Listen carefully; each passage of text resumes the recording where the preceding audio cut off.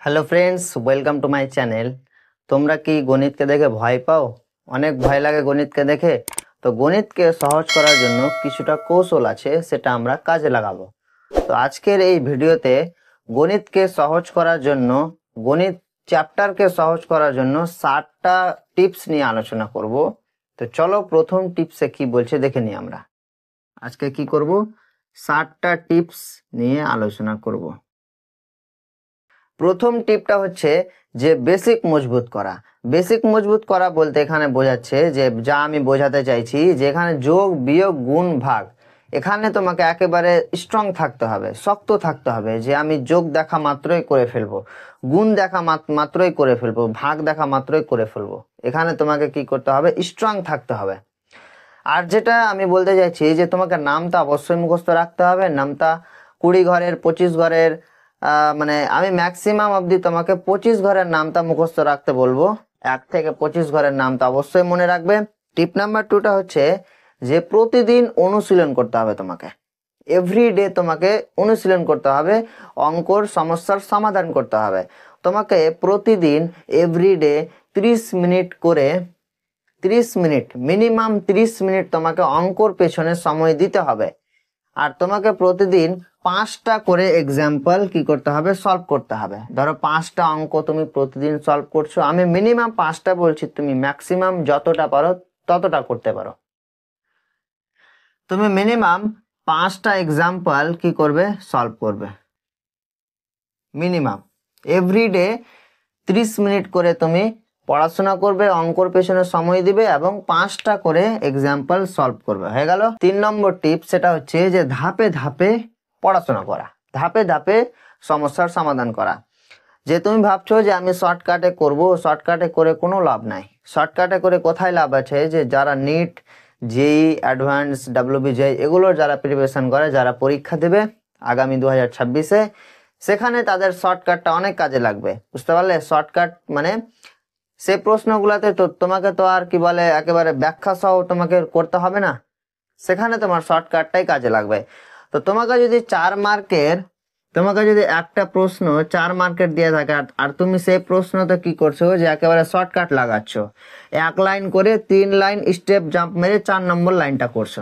তো এখানে তুমি 4 মার্ক পাবা? 1 নম্বরও পাবা না, 1 নম্বরও পাবা না, 4 মার্ক তো দূরের কথা।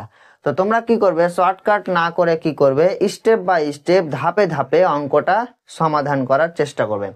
তো স্টেপ বাই স্টেপ করলে কি হয়ে যাবে?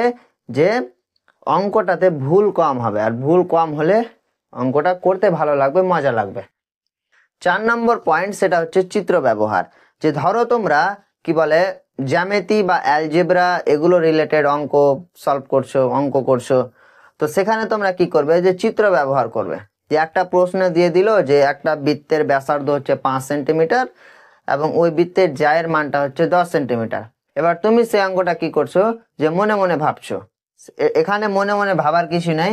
খাতার এক সাইডে কি করবে? একটা বৃত্ত অঙ্কন করবে।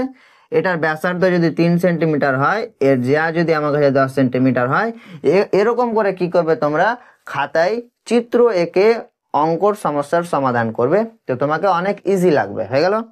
এবার তারপরে পয়েন্টটা চলে যাব, সেটা হচ্ছে যে 5 নম্বর পয়েন্ট, বাস্তব উদাহরণ। তোমরা অঙ্কগুলো তো করছো, অঙ্কগুলো তো তোমরা করছো, তোমরা অঙ্কগুলো করার মাঝে মাঝে কি করবে? যে বাস্তবে যেগুলো উদাহরণ কাজে লাগে সেগুলো তোমরা দেখবে। যে যেমন ধরো তোমরা একটা বড় একটা ধরো বাজার গেলে, স্টাইল বাজার, আরো অনেক অনেক বড় বড় বাজার থাকে কাপড় কিনতে, সেখানে লেখা থাকে যে 50% অফ, 10% অফ, এগুলো লেখা থাকে। এবার তোমাকে যদি বলে যে 10,000 টাকার মধ্যে, 10,000 টাকার মধ্যে ধরো 10% অফ বলছে। এবার 10% অফ মানে কি? 10% ছাড় বলছে। তো 10,000 টাকার 10% ছাড় আমাকে দিচ্ছে, দেখো তো কত টাকা আসবে? এটা হয়ে গেল তোমার বাস্তব উদাহরণ। বুঝতে পারলে? তো 10,000 টাকার 10% ছাড় যদি বলে, 10,000 ইন্টু 10/100, 0 0 কাটা, তোমার কত আসছে? 1,000 টাকা। 10,000 টাকার 10% যদি ছাড় তোমাকে দেয়, তো সেখানে তুমি ছাড় কত পাবে? 1,000 টাকা ছাড় পাবে। তো এরকম করে তোমাকে কি করতে হবে? যে বাস্তবে এক্সাম্পল গুলো দেখতে হবে যে কার সঙ্গে কি মিল আছে। হয়ে গেল। এবার 6 নম্বর পয়েন্টে চলে যাব আমরা, সেটা হচ্ছে মুখস্থ করতে হবে। সূত্রগুলো তোমাকে মুখস্থ রাখতে হবে। সূত্রগুলো মুখস্থ রাখতে হবে বলতে যে ধরো অ্যালজেব্রাতে বীজগণিতে এ প্লাস বি তার হোল স্কোয়ার এ মাইনাস বি তার হোল স্কোয়ার এ স্কোয়ার মাইনাস বি স্কোয়ার। তারপর চলে যাও তোমরা পিথাগোরাসের সূত্র অতিভুজ স্কোয়ার ইকুয়াল টু লম্ব স্কোয়ার প্লাস ভূমি স্কোয়ার। চোঙে চলে যাও লম্ব বৃত্তাকার চোঙের সমগ্র তলের ক্ষেত্রফল, ফাঁপা চোঙের ক্ষেত্রে সমগ্র তলের ক্ষেত্রফল, আয়তনের ফর্মুলা কি, বুঝতে পারলে অনেকগুলো সূত্র আছে, সেগুলো কি করতে হবে তোমাকে মুখস্থ রাখতে হবে। তো অবশ্যই তোমরা সূত্রগুলো মুখস্থ রাখবে। তারপর চলে যাব আমরা লাস্ট পয়েন্ট, সেটা হচ্ছে 7 নম্বর পয়েন্ট, সেটা হচ্ছে যে দলগতভাবে পড়াশোনা করা। দলগতভাবে পড়াশোনা করো। এবার দলগতভাবে পড়াশোনা করে লাভ কি আছে, যে ধরো এখানে তুমি ধরো 5 জনের একটা টিম আছে, 1 2 3 4 5। এবার 5 জনের একটা টিম আছে, তোমরা 5 জন বন্ধু আছো। এবার 5 জন বন্ধু মিলে বসে তোমরা অঙ্কর সমস্যার সমাধান করছো। তো ধরো প্রথম বন্ধুটা কোনো একটা লাইন পারছে না, তো তোমরা তারপরে বন্ধুটা অবশ্যই পারছে সেটা বলে দিল। এবার ধরো 2 জন পারছে না, তো 5 নম্বর বন্ধুটা পারছে, সে বলে দিল, বুঝতে পারলে। দলগত ভাবে পড়াশোনা করে মজাটাই আলাদা, অনেক মজা লাগবে, পড়তেও ভালো লাগবে, সবকিছু করতে ভালো লাগবে। তো আজকে গণিত সাবজেক্টকে একেবারে স্ট্রং করে তোলার জন্য আমরা 7টা টিপসই তোমাদের দরকার হবে। এই 7টা টিপস যদি তোমরা কনসিস্টেন্সি ভাবে মেনে চলো, একেবারে রেগুলার এভরিডে যদি মেনে চলতে পারো, তো গণিত সাবজেক্টকে অনেক সহজ লাগবে, বুঝতে পারলে। আশা করছি ভিডিওটা ভালো লেগেছে। ভিডিওটা ভালো লেগে থাকলে লাইক শেয়ার কমেন্ট করতে ভুলবে না, এবং সাবস্ক্রাইব অবশ্যই করবে চ্যানেলটা। এবার তোমার যেটা কঠিন প্রশ্ন সেটা তোমরা কমেন্ট অবশ্যই জানাবে, আমি এর পরের ভিডিওতে সেই প্রশ্নটা নিয়ে আলোচনা করব।